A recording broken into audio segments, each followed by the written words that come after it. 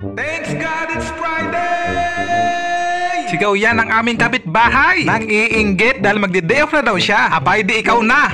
Magandang umaga mga katubig. Another day, another vlog. Oktubre, ika-24, araw ng Biyernes. Tuwang-tuwa ang aking misis. Buti naman daw at may oras akong magwalis sa aming bakuran. At dahil nasa mood si Kuya Will, abay talagang pinatugtog na ni misis ang paborito at walang kamatayang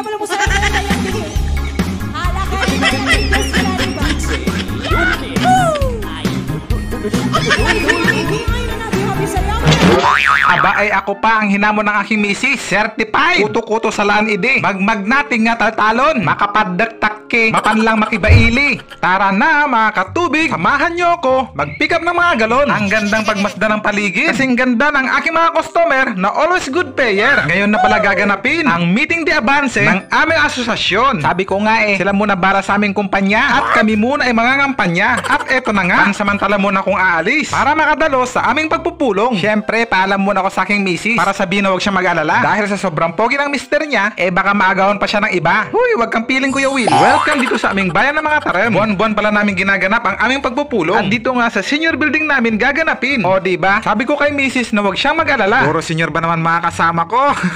Biro lang po. Kasalukuyan nga namin pinag-uusapan ang gaganaping Christmas party. Sino daw ang gaganap na Santa Claus? Abay tulog-tulugan tayo para di mapili. Sabi ko nga kung sino ang walang buhok at malaki ang tiyan ay siya nang gaganap na Santa Claus.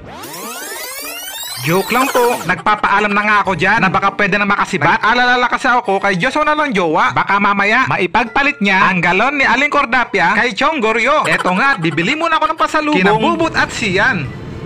Pasado alauna na nga nung dumating ako sa aming pwesto. Buti na lang nasa good mood ang aking kasama. Kaya naman, dali-dali na namin sinakay ang mga galon sa aming tangkulong. Baka mamaya, nahimatay na sa uhaw si Aling Cordapia na naghihintay sa kanyang tubig. At nasiraan pa nga kami. Naku po, kamalas-malasa naman talaga. Larga tayo ulit mga katubig. Pasensya na po, mahal naming customer. At natagalan ang inyong inuming tubig. Naway, di kayo magsasawa na bumili sa amin mga katubig. Maraming salamat po sa inyong panonood mga katubig. Hanggang sa muli, paalam!